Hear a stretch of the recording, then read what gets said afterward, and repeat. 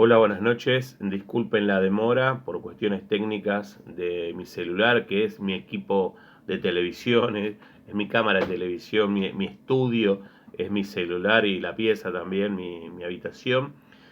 No pude entregar este trabajo antes, saben que me gusta el tema de la puntualidad y que seamos responsables. Justamente hablando de la responsabilidad, espero que el recreo les haya sido placentero, que hayan podido descansar.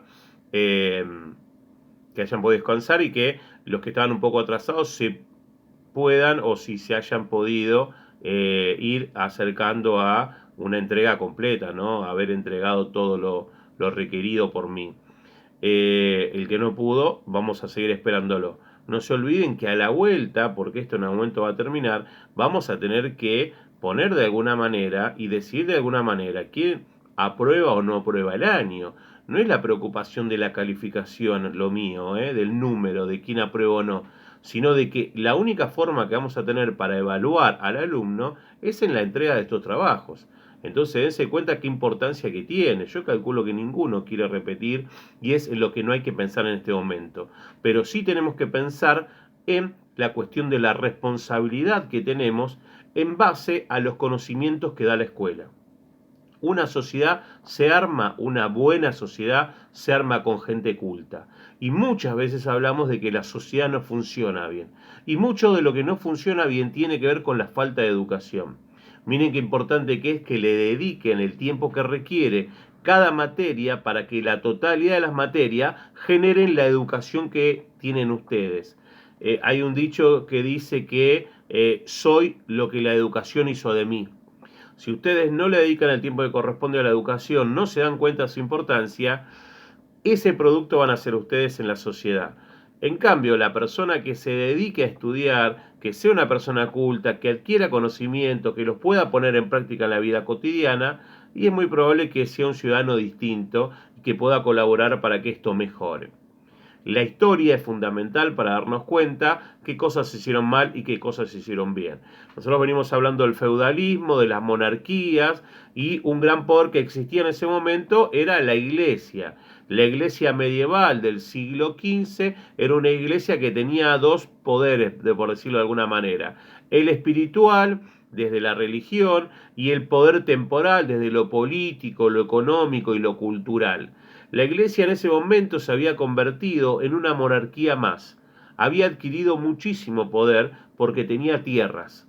Y las tierras, igual que el rey o los feudales en su momento, eran dadas a la gente para que las use. Y de esta manera explotaban a los campesinos y obtenían poder. El poder se transformaba en el impuesto que le cobraban a todas esas personas o la quita de parte de su cosecha.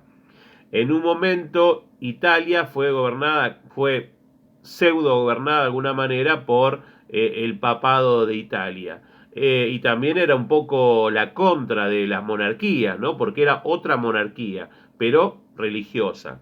Entonces, eh, se inicia una reforma que la encabeza un cura, un monje alemán llamado Martín Lutero, que en 1517 crea 95 tesis, 95 ideas de cómo había que reformar la iglesia, porque no estaba de acuerdo cómo estaban haciendo las cosas. Por ejemplo, no se olviden que una de las cosas que más importaban en esta época de la historia de la humanidad era que en el momento que supuestamente nos vayamos al cielo, Dios nos haya perdonado de los errores que cometimos para no irnos al infierno.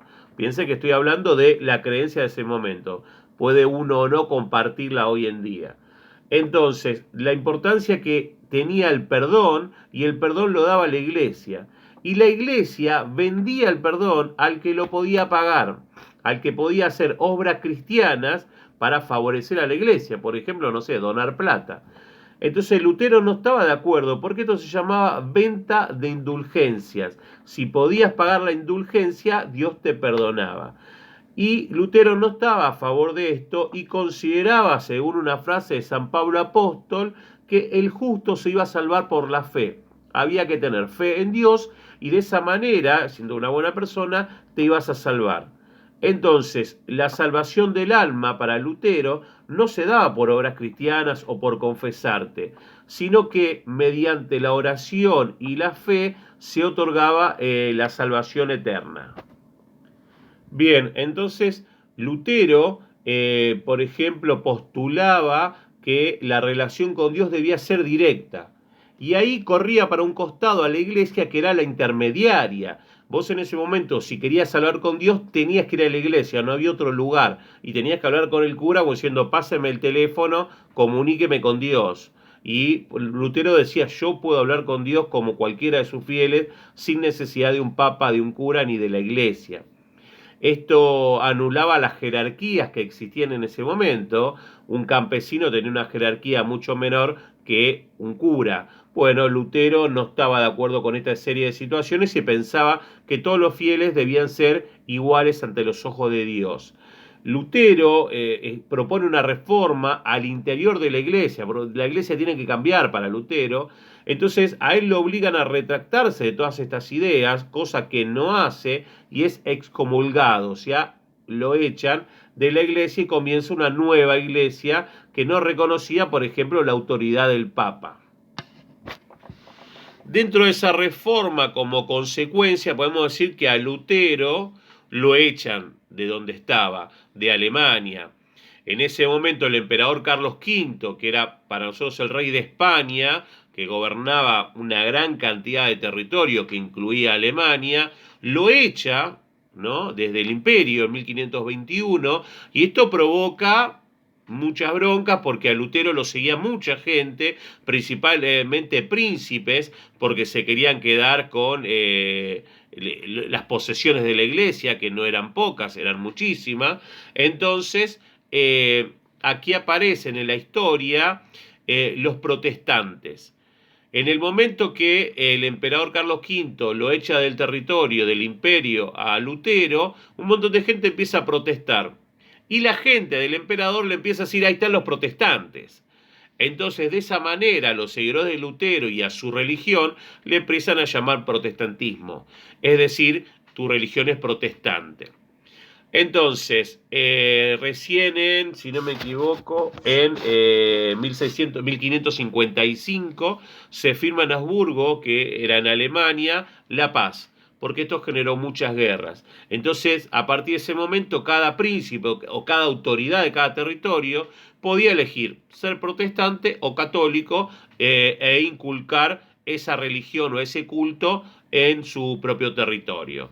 Bien, les voy a dejar ahí una actividad para que puedan hacer con un pequeño texto para que interpreten qué es un texto y qué quiere decir el texto. Es difícil a veces de interpretar si yo no leo mucho lo que yo no escribo. Cuando yo escribo seguro que me entiendo, pero cuando escribe otro hay que usar lo que se llama justamente interpretación de textos.